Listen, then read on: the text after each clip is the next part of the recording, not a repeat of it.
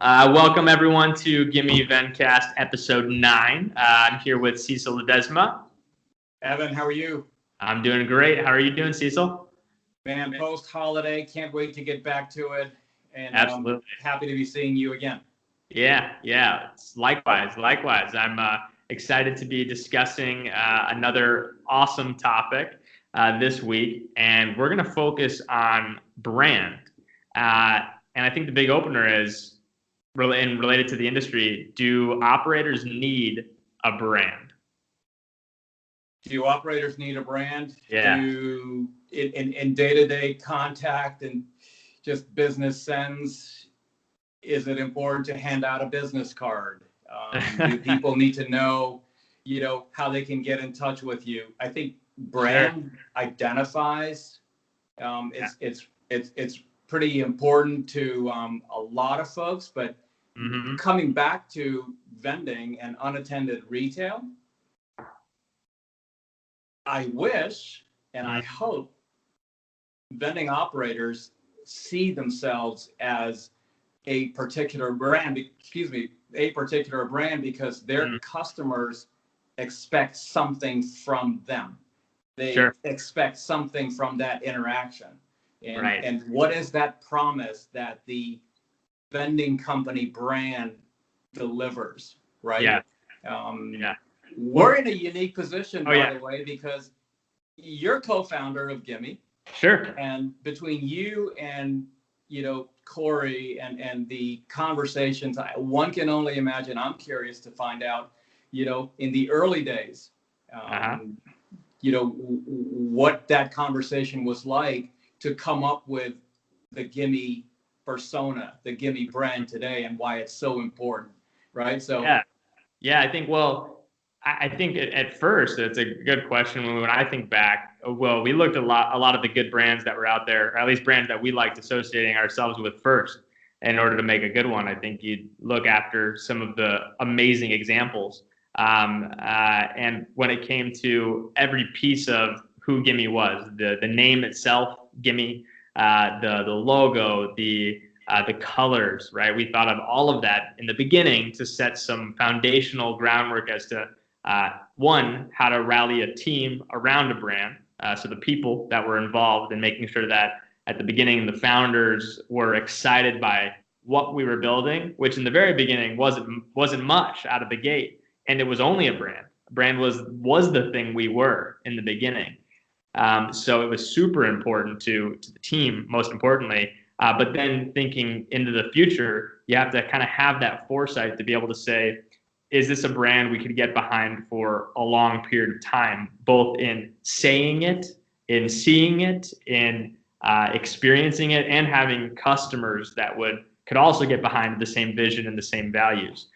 So brand was also core values. Brand was also the people that were involved on the team. And then it came down to the specifics of the name, the logo, the colors. So when it came to Gimme, we looked at, again, some of the great examples like Apple, 2 syllables, a brand that we already associated ourselves with, everyone on the team. I think we had one Android guy early on the team. He's no longer part of the brand, part of the company. But no, it's nothing against it's just the how you adopt to a brand. People sort of get in or get out, just depending on what that brand value is and what the core values are and what the promise of the brand really means to an industry. So we looked at companies like Apple. We looked at companies that kept it really simple. Gimme wanted something that was easy to say, easy to remember, easy to speak, and easy to recognize as well. The logo itself, the G that we created as an icon, is actually in the shape and the specs are actually a vending machine. And the G, that when it comes back in, the G cross is actually the right size of a traditional snack machine where you would go in to grab the snacks. That's what the G and the icon actually represents. So we embodied ourselves in vending and in being one with the culture and the industry we were a part of. That's at least where Gimme got started. Wow. I didn't even know that. So, Yeah, little tidbit. Yeah. I mean, the loyalties that the everyday consumer has in dealing with brands. I mean, I've got my favorite airline, my favorite hotel to stay in. Yeah. As a tennis player, an athlete, you have certain brands that you're loyal to because they're tried, they're tested, they're proven, or your hero actually wears that brand. Come on. I mean, that's the power behind the brand. Yeah. Right? And brands either make it in business and they stay on forever, and that brand legacy lives on, or when sometimes brands have a misstep and they fall, and their ability to get back up. I mean, that's everyday stuff, but it's all about what that brand represents to millions and millions of followers. Right. And our industry is no different. Well, I was just going to say that, you mentioned loyalty, which does sometimes give, one, a highly emotional state with that brand, also a functional part of that brand, because with loyalty points, with rewards, there are ways you can further indulge in a brand with loyalty. But also social media, I think, has tremendous effect and has had tremendous effect on the perception of brands. And that's one thing that, especially when it comes to operators, is I see, at least in this industry, as one way to stand out amongst other brands, for sure. Companies that embody social media. I think we've seen really good examples of times that brands have gotten a ton of exposure from social media, great examples, but also the opposite, really negative exposure. Even as simple as being included in a viral video about, I'm trying to think of a good example. Oh, the recent one. This is the craziest thing, was the ice cream. Did you hear about this ice cream? Someone licked ice cream. Oh, yes. In a grocery store. It's just crazy. And Bluebell was the ice cream that was affected.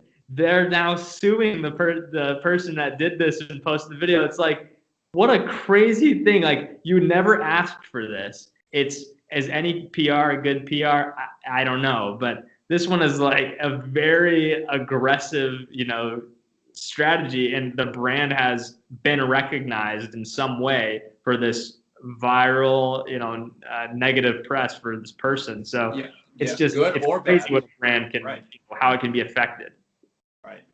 Wow. I mean, I think that happened at a Walmart here in Texas. Oh my gosh. Yeah. It's wild. Yeah. But I think as it relates to operators, though, it's social media, I do see as a way that right now, I feel like it's kind of underutilized from the brands we have in the industry today. And those that have embraced it, I think, have found positive results, at least as far as from what I've learned from operators, because we always say social media is where people are at. Then meet your customers there too. Meet your customers. Why not find ways to? I know there are definitely loyalty points, a lot of loyalty programs, and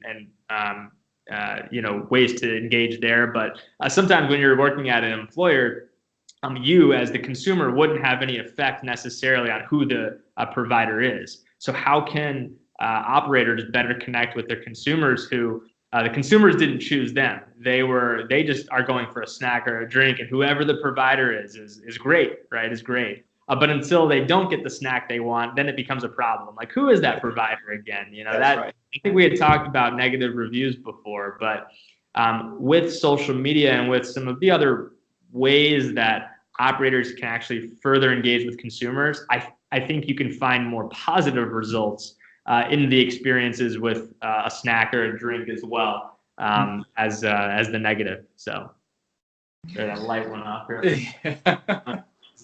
I guess I'm not moving much in the video. Oh, the fun of live broadcasting. Yeah, exactly.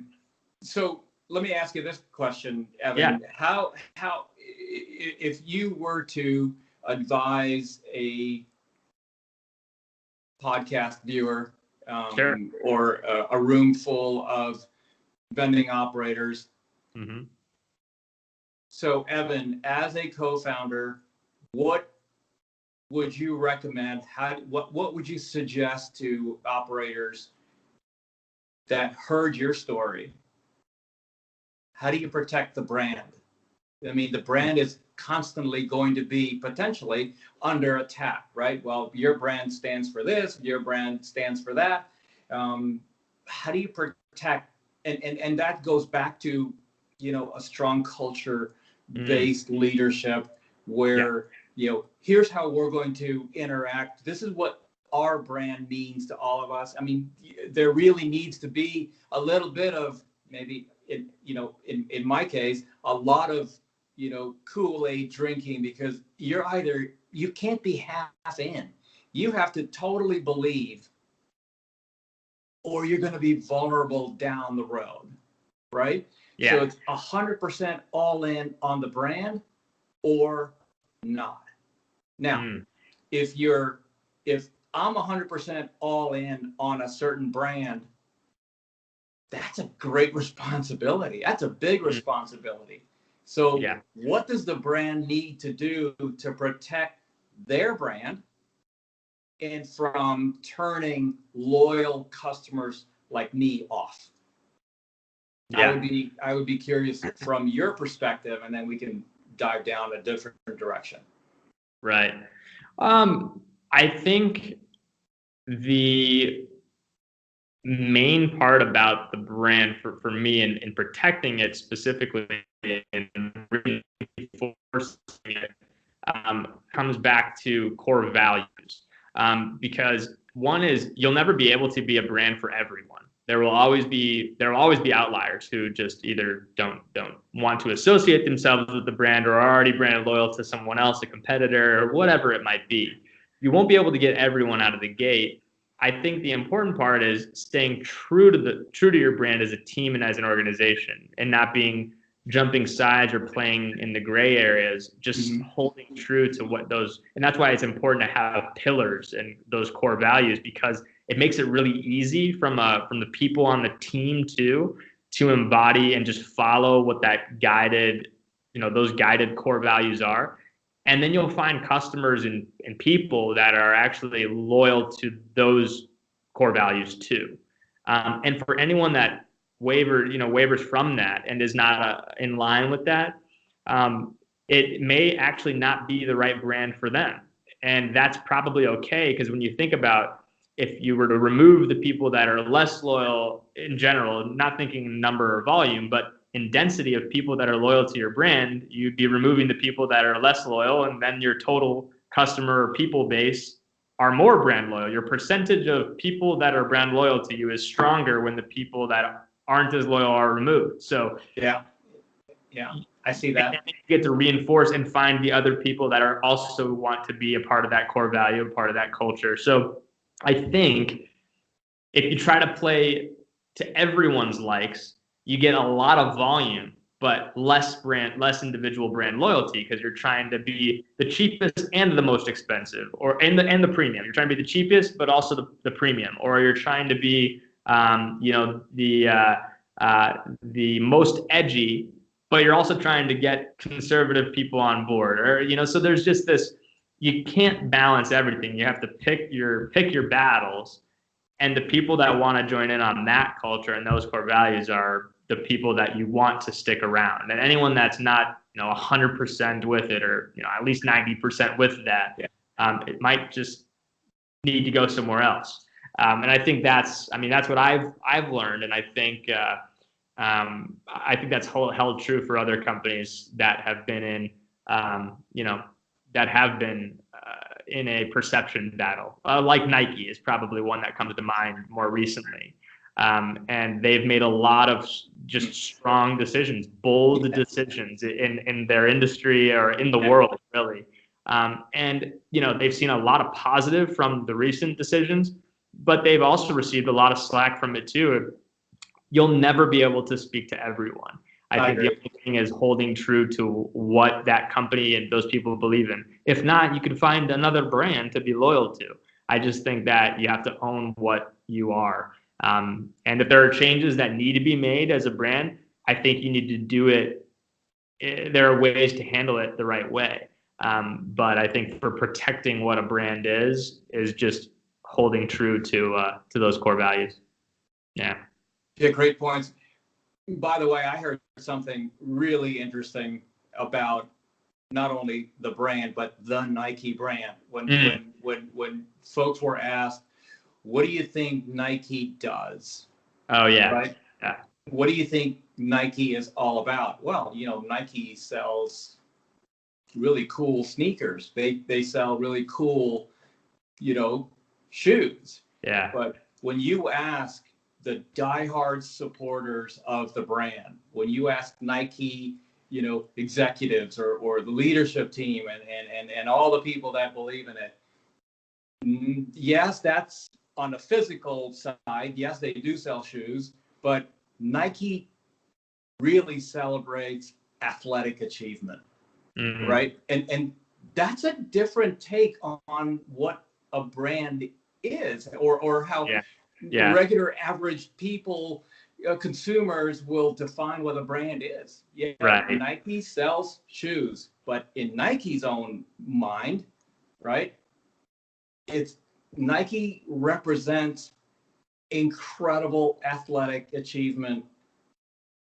in whatever sport, and that's what we want to celebrate. And so if you believe in the celebration of this athletic amazing achievement, then Nike makes a lot of sense for a lot of people. And or even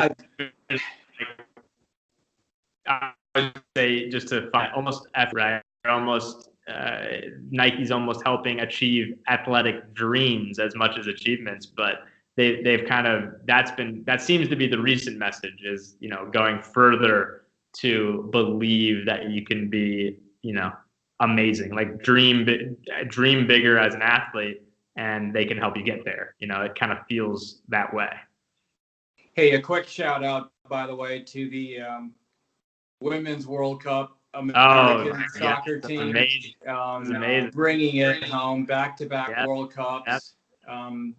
Just an amazing brand, for just to be that amazing example, right, to little girls and little boys. Really, it doesn't really matter.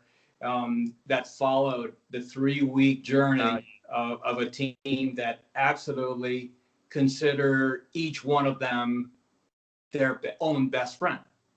At 23 ladies on this team, these are the absolute tightest friendships, and I think that's a key ingredient for brand success. The fact that, hey, it's not about me, it's less about me than the person this way and this way. That's who we're playing for, and playing for something much greater than all of them collectively. In a way, their brand was the USA. So these are women from all over the world representing their countries more than anything else. Right. And then from there, soccer and Nike and other brands involved. But that's a pretty powerful brand, in for sure. So, but yeah, I completely agree that teams, as much as core values, then it comes down to the people. And I think a lot of the way that brands can become more exposed in the right way and positive light is, the people from within sharing about the brand too. I mean, what better way to realize that people love who they work for and who they represent. Finding those are the real. That's where the advocates start from, and then I think customers and fans sign on after that. But first, you got to see that the team is involved, right? From leadership down, that all of those people they all believe in it, and then it just works its way outwards from there. So I think that's got to start. Yeah. That's where it's where it was created. That's where it's really where it all starts, and that's also a way to get the awareness out there too. So from an operator's perspective, obviously being at an operation.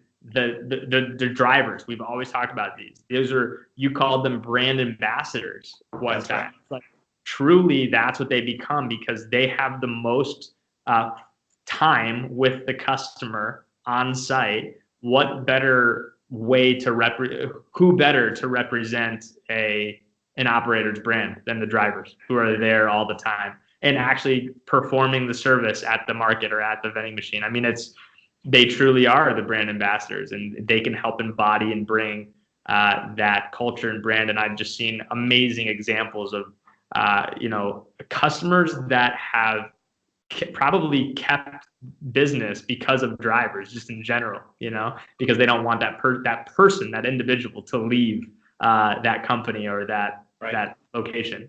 So super important, the people more than anything else. 100% agree. And I'll tell you this, here's what I love about the Gimme brand as an example. We all want the big businesses to engage with. We want, but what Gimme does, I'll tell you this, is whether you have one micro market or 1,000 markets, whether you have one vending machine or 10,000 vending machines, we treat that all the same. One is not better than the other. One is not less important than the other. Everyone's important, right? Because they're making that fundamental move of trading hard-earned dollars in exchange for service that we can offer to them. And so to vending operators that either are just starting out or have been, in business for 2 or 3 years, how do they protect their brand? What can you offer them as, a business owner that's already, up and running? What do you suggest to them so that brand that they're slowly starting to build, isn't tarnished, that they can really protect it and become real keepers of that brand? What could they do, right? I'll give one example. Like if your brand is associated with being highly responsive, and you say, hey, we're going to return calls within the hour, make sure every frontline person that is charged with that responsibility knows that in your company, and then live and die by it. People will be forgiving if you miss it by 5 minutes, but make it up again somehow. Admit to, this is what gives the strength to the brand when you're not covering it up, but you do admit, hey, we'll always do our best. We may not always return a phone call within the hour, and when we don't, we'll apologize to you, and we'll find every which way we can to make it right. Yeah, and what you've described is really associating yourself as a company with other companies and people that embody similar values.